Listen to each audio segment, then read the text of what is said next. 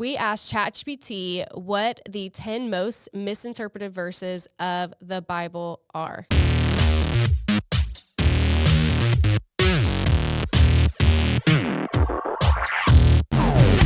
Hello, and welcome to our new podcast, Bible Bites, where we take big biblical concepts and put them in bite sizes. My name is Brynlee, and this is my husband, Andy. We're so glad to have you. So we have, for our first podcast series, we asked ChatGPT what the 10 most misinterpreted verses of the Bible are. How do you feel about that, Andy? We asked Chat. We did ask Chat. Okay. And he came out with some good stuff. Yeah, I mean, when Chat first came out, you told me I was really weird for talking to Chat. But then I realized AI is awesome. It is awesome. And I love it. All right, let's jump in. Okay, so verse number 1. This is a big one. So Jeremiah 29:11. For I know the plans I have for you, declares the Lord. Plans to prosper you and not to harm you. Plans to give you a hope and a future. But what is some historical context to that? How do you feel about Yeah, absolutely. this verse? So like you said, it's often used like, hey, life's going to be amazing. God knows, he's got a plan to prosper you and you're going to make all the money you want. Just something. I don't know, call this number and send some money in. No, I'm just kidding. And so the context, though, is this is the book of Jeremiah. Yep. And so in the book of Jeremiah, you have a message from God to the people of Israel. The people of Israel have been exiled to Babylon.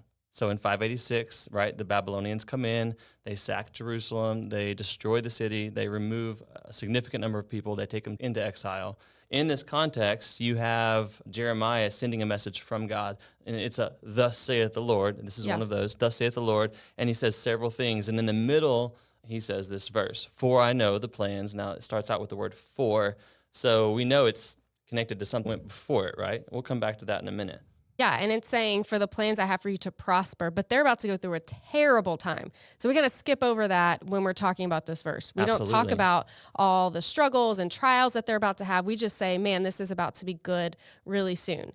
So this verse isn't talking about immediate prosperity, but what I do think it does say in this verse is it's talking about God's character, that God's character is faithful, that even that we're going through trials, he does have a plan for us. So maybe, for me, I don't know that preachers always take this verse out of context, because in reality it is talking about the character of God, that he does have good intentions for us, and we can use other supporting verses for that. So what would you say about that? You just said use supporting verses for that. So we go back to proof texting, right? No, but I think that it's important to understand you're exactly right. That's the nature of God. And we see that how? By reading the story of God, by reading the Old Testament and the New Testament. We see that the nature of God is faithful and that God does care for his people, that he created humanity and he placed them in a garden and he said, now it's time to rest. They rebel against him, and over he calls them back to him. And so if we look at this specific verse, can we go back to the verse right before, Jeremiah 29, verse 10?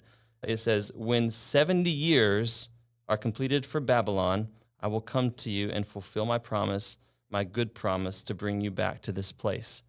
For I know the plans I have for you. He says, after you've been in captivity for 7 years. So let's say we want to take this verse and we want to use it in a sermon. We should tell our congregations, look, after 70 years of captivity, then, God knows the plans that he has for you, plans to prosper you and for a future.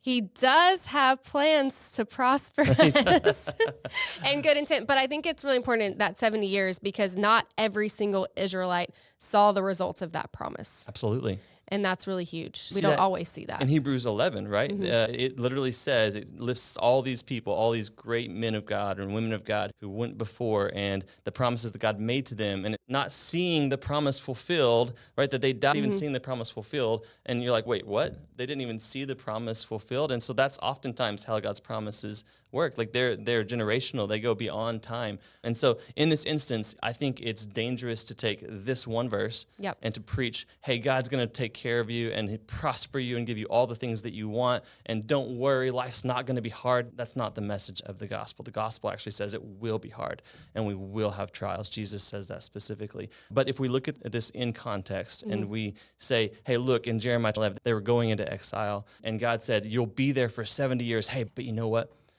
I still have a promise to take care of you and to prosper you. And this is the nature of God. I think that you hit it. The nature of his faithfulness. I don't like the suffering hard part. That's no fun. It's not fun. None of us want that. Let's skip over that. No. But this is Jeremiah 29:11. We'd love to hear your thoughts in the comments of how does this verse mean to you? What does it mean to you? How do you use it? And did we get it wrong? Is it out of context?